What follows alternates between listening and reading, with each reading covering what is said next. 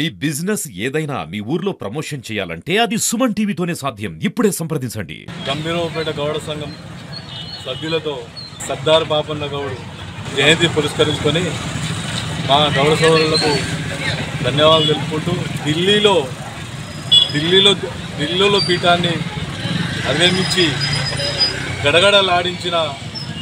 సర్వాయి పాపన్నకు మన తెలంగాణ తెలుగు తేజం గోల్కొండ కిలా మొఘలాయి సామ్రాజ్యాన్ని ధిక్కరించి ఔరంగజేబుని ముచ్చెమటలు పట్టించిన సర్దార్ పాపన్న గౌడ్ గారు పేద ప్రజలకు పెన్నిదిగా ఉండు ఆ రోజు అప్పుడు పేద ప్రజల పెన్నిదిగా వండుకుంటూ షాజీన సామ్రాజ్యాన్ని స్థాపించి ఔరంగజేబుని ముచ్చెమటలు పట్టించి ధిక్కరించుకుంటూ ముందుకు వెళ్ళుకుంటూ వచ్చిన మన సర్దార్ పాపన్న గౌడ్ గారు గోల్కొండ కిలాని ఆకాంక్షతో ఎట్లయినా దాన్ని సవరించాలని ధిక్కరించుకుంటూ ముందుకు వెళ్తూ భావజాలాన్ని భోజాలుకుంటూ వెళ్తున్న కార్యక్రమంలో తన పుట్టిన 1650న సరాయపల్లిలో వరంగల్ జిల్లాలో జన్మించి గౌడ సంఘం నిరుపేద కుటుంబంలో జన్మించి అక్కడ తన భావజాలాన్ని పేద ప్రజలను చిన్నతనంని తల్లిని పోగొట్టుకుంటూ కళ్ళు వృత్తిని సహజీవనం సాగించుకుంటూ తల్లి మాటలతో అక్కడనే వండుకుంటూ అక్కడ ఉన్నటువంటి మొఘల్ సామ్రాజ్యాన్ని వాళ్ళ అరాచకాలని కనిపెట్టుకుంటూ పన్నుకు చెల్లించమని పేద ప్రజల్ని అక్కడ చేసినటువంటి అరాచకాలు గమనించుకుంటూ తన ఎట్లయినా ఈ పేదల్ని ముందుకు తీసుకువెళ్ళాలనే ఆలోచనతో ఈ భూస్వాములని పెత్తందారులని అందరినీ సహించేది లేదని తన భావజాలతో 12 మంది సైనికులతో అప్పుడు ఆ రోజు స్టార్ట్ చేసి 12,000 సైనికులని సాధీనం చేసుకొని ముందుకు వెళ్ళి బడుగు వర్గాలని పేద ప్రజలకు సహాయం చేసుకుంటూ పెత్తందారులని కొల్లగొట్టుకుంటూ ఢిల్లీలో కొల్లగొట్టుకుంటూ సైజు ఉంటూ ముందుకు వెళ్ళుకుంటూ తన నిరూపించుకుంటూ గౌడ సోదరులతోటి కల్లుగీత కార్మికులని అందరినీ కలుపుకోకుంటూ ఉన్నందుకు వీరందరినీ పేద ప్రజలు చేస్తున్నారు. రాష్ట్రంలో రాజధాని నడిబొడ్డుగా ఉన్నప్పుడు ఎంతోమంది సుల్తాన్లు పరిపాలించినటువంటి గోల్కొండ కోటను మన తెలంగాణ జిల్లాలో మన వరంగల్ జనగామ కోటలో బైరాన్ కోటలో పుట్టినటువంటి సర్దార్ సర్వాయి పాపన్న గౌడ్ గారు ఆ యొక్క కోటను అధిరోహించి ఆ యొక్క కోటలో జెండాను ఎగురవేయడం నిజంగా తెలంగాణ తెలుగోడిగా మన గౌడ కులస్తుల బీసీ కులంలో పుట్టినందుకు కూడా మన తెలంగాణ యావత్తు గర్వపడవలసిన విషయము. ఈ యొక్క ఆ గోల్కొండ చుట్టూ గొల్లె కాపురులు గొల్లు మేపుతున్నారు కాబట్టి అప్పుడు ఒక గొల్లకొండ అనే పేరును నామకరణంగా ఈరోజు గోల్కొండగా మారిపోయింది. ఆ యొక్క గోల్కొండ నేలినటువంటి సర్దార్ సర్వాయి పాపన్న గౌడ్ గారి జీవిత చరిత్రను పాఠ్య పుస్తకాంశాల్లో చేర్చాల్సిన అవసరము ప్రభుత్వం పైన ఒత్తిడి వేయాల్సిన అవసరం మన మీద ఎంతైనా ఉంది కాబట్టి ఈ యొక్క పాఠ్య పుస్తకాలలో చేర్చినటువంటి పాఠ్యాన్ని మన యువతకు మనమే అందించాల్సిన అవసరం ఉన్నదని చెప్పేసి మనవి చేసుకుంటూ ఆ యొక్క గౌడ కులస్తున్నటువంటి కులంలో పుట్టినటువంటి సర్దార్ సర్వాయి పాపన్న కూడా చిన్నప్పటి నుంచి కూడా ఉద్యమ స్ఫూర్తితో ఉండేవాడు. తన తల్లి ఎంత చెప్పినా కూడా వినకుండా ఆ యొక్క ఉద్యమ స్ఫూర్తితో ఉన్నాడు కాబట్టి ఆయనపై ఒక చిన్న పాటను పాడి వినిపించుకోవాలని తీరుగోలే ఊపిరి కాబట్టి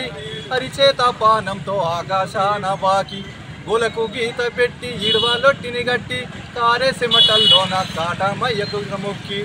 తల్లి ఎల్లమ్మకు కళ్ళు సాగబెట్టి కాలు జారకుండా కడువా కింద పెట్టి తాళ్ళెక్కితేమిచ్చిరమ్మా అమ్మాయి బతుకలేనమ్మా రాజునై రాజ్యాన్ని పాలిస్తానమ్మా అని ఆ యొక్క తల్లితో చెప్పినప్పుడు ఉన్న ఒకగానొక కొడుకును అల్లారుముద్దుగా పెంచుకున్న ఆ యొక్క తల్లి ఏమంటుందంటే వద్దురావో కొడుక పాపయ్యా నాకున్న దిక్కును ఒక్కడివేనయ్యా వద్దురావో కొడుక పాపయ్యా నాకున్న దిక్కును ఒక్కడివేనయ్యా ఎటు వెళ్ళనని ఒట్టు పెట్టు మన కుల వృత్తి నేసేత బట్టు ఎటు వెళ్ళనని ఒట్టు పెట్టు మన కుల వృత్తి నేసేత బట్టు పొడిసేటి పొద్దుల్ల నేను చూసుకున్నా గుండె గూడుగా చేసి నే దాసుకున్నా వద్దురావో కొడుక పాపయ్యా నాకున్న దిక్కును ఒక్కడివేనయ్యా వద్దురావో కొడుక పాపయ్యా నాకున్న దిక్కును ఒక్కడివేనయ్యా అని ఆ యొక్క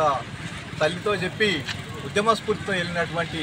ఆ యొక్క సర్దార్ సర్వై పాపన్నకు తెలంగాణ అంతటా కూడా బంధువులా ఉన్నారు. నిజామాబాదు, జగిత్యాల, కుట్ల, మెట్పల్లిలో కూడా ఆయన బంధువులు ఇప్పటికీ కూడా ఉన్నారు. వాళ్ళని కలిసి ఆయన యొక్క జీవిత శక్తిలో ఇంకా మనము ఉద్యమాన్ని ఉధృతం చేయవలసిన అవసరం ఉన్నది, యువతకు చాటించాల్సిన అవసరం ఉన్నదని చెప్పి మనవి చేసుకుంటూ ఈ యొక్క అవకాశాన్ని ఇచ్చిన తెలంగాణ బాంధవులందరికీ కూడా ఉద్యమాభివందనాలు తెలియజేస్తున్నాను. ఉమ్మరపేట మండల కేంద్రంలో దేశం కోసం ఎనలేని పోరాటం చేసి మరి అదేవిధంగా వృత్తి కులంలో పుట్టిన మరి వృత్తిదారులకు మరి వారి యొక్క బాగోగుల కోసము పోరాటం చేసిన మహనీయులలో మరి సర్దార్ పాపన్న కూడా ఒక గొప్ప వ్యక్తిగా గుర్తించుకోవాలి. మరి ముఖ్యంగా చూసినట్టయితే అతని జయంతి కార్యక్రమాలు జరుపుకోవడము చాలా సంతోషకరమైన విషయం. మరి గతంలో చూసినట్టయితే పెత్తందారులు, భూస్వాముల వ్యవస్థలో బడుగు బలహీన వర్గాల వ్యక్తులను ఓన్లీ ఆ ఇంటి పని కోసమో ఆ పొలాల పని కోసమో మరి ఆ రకంగానే చూసేవాళ్ళు, కానీ ఎక్కడ కూడా వారికి గౌరవం ఇచ్చేవాళ్ళు కాదు. కానీ ఆ సందర్భంలో కూడా మరి పెద్ద పెద్ద మేధావులతో కూడా సర్వై పాపన్న గారుగా మరి ఎనలేని పోరాటం చేసి ఈ యొక్క బడుగు బలహీన వర్గాలకు వాళ్ళ హక్కులను విధులను సాధించి పెట్టిన గొప్ప వ్యక్తిగా మనము చిత్రించుకోవాల్సిన అవసరం ఎంతైనా ఉంది. అదేవిధంగా ఈ జయంతులు, వర్ధంతులు కాకుండా అతని ఆలోచనలు ప్రతి ఒక్క మనసులో ప్రతి ఒక్కరము ఉండి ఆయన ఒక ఆలోచనలు, అతను చేసిన సేవలను మనం కొనియాడుతూ అతని ఆలోచన అడుగుజాడల్లో మనము ముందుకెళ్లాలని తెలియజేస్తూ ఈ అవకాశం ఇచ్చిన గౌడ సంఘము అధ్యక్షుల వారికి మరియు సభ్యులందరికీ ప్రత్యేక కృతజ్ఞతలు తెలియజేస్తున్నాను. ముఖ్యంగా ఈరోజు వారి యొక్క జయంతి కార్యక్రమంలో పాల్గొన్నందుకు చాలా సంతోషకరం. ఎందుకంటే వారు ఈ ఆనాడు ఔరంగజేబు వారి కాలంలో ఈ గౌడ అన్నాలపైన ఆ రోజు జరుగుతున్న అరాచకాలపై పోరాటం చేసి ఆనాడు 12 మంది సైనికులను ఏర్పాటు చేసుకొని గౌడ హక్కుల కోసం ఎనలేని పోరాటం చేసినటువంటి మహనీయులు సర్దార్ పాపన్న గారు. ఆనాడు వారు లేకుంటే ఈరోజు గౌడన్నల పరిస్థితి ఈ విధంగా ఉండేది కాదు. చాలా రోజులకు చాలామందికి అవగాహన లేనప్పటికీ సర్వై పాపన్న గారిని ఈ మధ్యనే మనందరికీ అవగాహన వచ్చే విధంగా అవుతుంది. ఈరోజు ఇప్పుడున్న ప్రభుత్వాలు గౌడ అన్నలపైన ఎన్నో అరాచకాలు, దాడులు చేస్తున్నారు. ఇప్పటికైనా మన సర్దార్ సర్వై పాపన్న గారి ఆశయాలు నెరవేర్చాలంటే మనం గౌడ సంఘం సభ్యులందరూ ఐకమత్యంతో ఉండి ఇప్పుడు ఏ ప్రభుత్వం ఉన్నా కానీ గౌడ హక్కుల కోసం పోరాటం చేసి వారి యొక్క విగ్రహాన్ని మన ఈ రాష్ట్ర ప్రభుత్వాన్ని నేను కోరుతున్నా, ఈ మన సర్దార్ పాపన్న గారి యొక్క విగ్రహాన్ని హైదరాబాద్ నడిబొడ్డున మరియు అన్ని మండల కేంద్రాలలో, జిల్లా కేంద్రాలలో సర్దార్ సర్వై పాపన్న గారి విగ్రహాలను ప్రభుత్వమే అధికారికంగా నిర్మించాలని, ఇంకా వారి యొక్క సర్దార్ పాపన్న గారి అడుగుజాడలో వారిని స్ఫూర్తిగా తీసుకొని మన గౌడ సోదరులందరూ ముందుకు సాగాలని ఈ సందర్భంగా నాకు అవకాశం ఇచ్చిన గౌడ సోదరులందరికీ గంభీరపేట మండల పక్షాన ధన్యవాదాలు తెలియజేస్తాను.